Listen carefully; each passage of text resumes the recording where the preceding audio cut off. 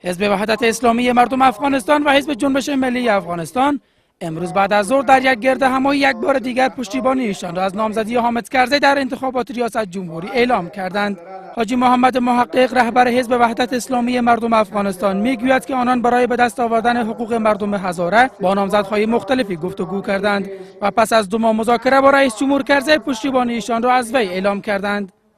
معاونت ریاست جمهوری با 5 وزارت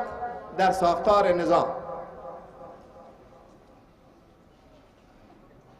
تعمیر و بازسازی و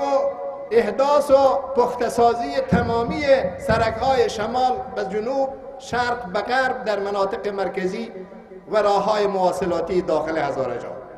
و برآورده شدن آرزوهای سالیان درازی که مردم بیسود و جاغوری برای ولایت شدن منطقهشان تقاضا داشتند عملی خواهد شد.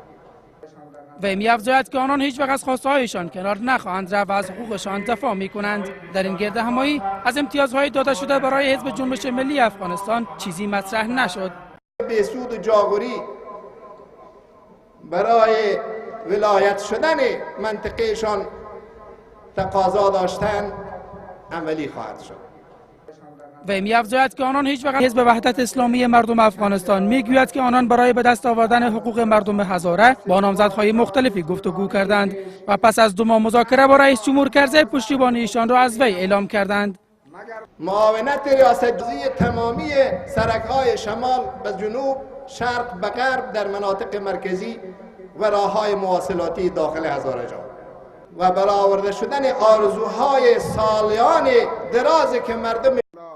حزب وحدت اسلامی مردم افغانستان و حزب جنبش ملی افغانستان امروز بعد از ظهر در یک گرد همایی یک بار دیگر پشتیبانی ایشان را از نامزدی حامد کرزی در انتخابات ریاست جمهوری اعلام کردند. حاجی محمد محقق رهبر جمهوری